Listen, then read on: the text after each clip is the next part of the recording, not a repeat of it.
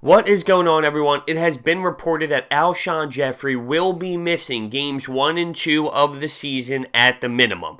Now, this is going to affect this offense, obviously. He is our number one receiver. He was our biggest receiver last year. And not only that, his dominance kind of opens up the playing field for the other players. Because the first thing that popped in my mind, outside of, wow, this is going to hurt our offense because he's so good, is the fact that when you're a defense on the other team, you have your best defenders matched up on Alshon Jeffrey. So what that does now is it moves that best corner, that best defender, onto somebody else, maybe a Zacher. It's going to affect the team big time.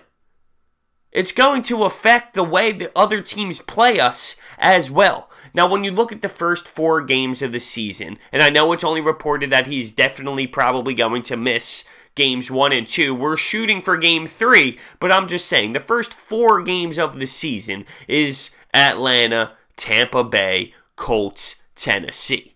It's not the hardest thing in the universe. That Atlanta game, yes, it's going to be very, very emotional.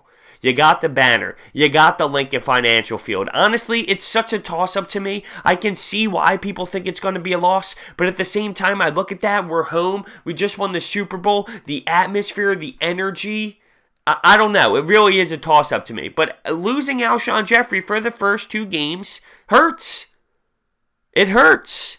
And what do we just expect Alshon Jeffrey to come back from a rotator cuff injury, have the surgery, and then the moment he steps back on the field, we think he is going to be a superstar. We think he's just going to be bang, right back at it, doing things he did in the Super Bowl. I mean, we got to be realistic. We need to be. It hurts. But don't base the entire season off what's going on in the first few games. Because I know I'm going to be one of them. I know I'm going to be very emotional after each game. But I need to sit back and think about what's going on here. We don't know what the deal is with Carson. Some people now are thinking, maybe there is a chance. Some people think there is a chance now. Dougie P's having a little bit of fun with the media. He said, I'm going to know by Friday, but you guys won't. Nobody else will until 30 minutes before the football game. It's funny. I mean, there's a chance, I guess. I don't know. There's nothing to do but wait and see at this point. But some fans think that Carson Wentz, there's a chance we see him step on the field. But even him, it's just like Alshon. Do we expect him to come back and not be rusty at all? Not be a little bit rusty? Now, I personally believe, I don't think we're going to throw him back in the fire week 1. That's Carson. I don't. But as a team, we haven't been getting the rushed off in preseason. So, I don't know. I just think with no Alshon, maybe Nick Foles in there, the first couple games, it's just going to be a grind for this Eagles team. Our defense looked so amazing. They're going to have to hold us into some games. But this Alshon thing's huge. The first thing I thought of is, okay, so now their best defender, whoever we're playing, their best defender is now on somebody else. Which we had the luxury of them matching up with Alshon in the past, and that opened up opportunities for Nelson Aguilar, Torrey Smith, Zach Ertz. That's what it did. It gave them a little bit more of an opportunity. But now things are changed. So I'm curious to see how this all plays out for Alshon. I think this Eagles team is going to go through a grindy season, especially in the beginning. That's just how I feel. We're going to see how it all plays out.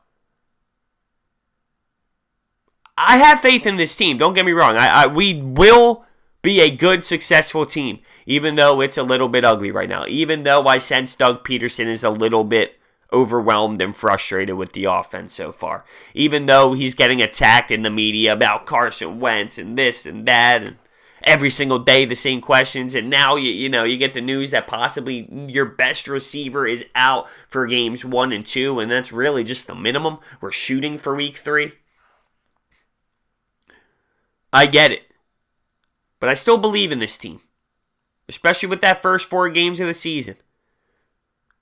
I've looked at them before, and I've stated we can be 3-1. And even if it is 2-2, it's not the end of the universe. It's not about the early football. It's not about September football. We need to get our guys going. We need to get some energy going. If it's Nick Foles, we got to get him in a rhythm. There's tape on the RPOs now. I know fans are a little concerned about that. Now there's tape on the RPOs. Everyone knows what we used in the playoffs. But hey, if it's Nick Foles, we got to rock and roll with that because it's effective. Jay Ajayi with a banged up knee. Listen, I get it. It might be a little rusty. Once Carson comes back, he needs to readjust.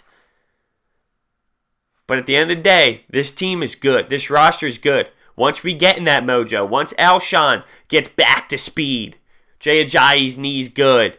Jason Peters is getting into a good flow again. Remember, he hasn't played football. Carson, we'll be all right though, boys. But this video is to report that Alshon Jeffrey is missing a minimum weeks 1 and 2 of the season. Let me know your thoughts and opinions down below. Thank you for watching. I will see you next time.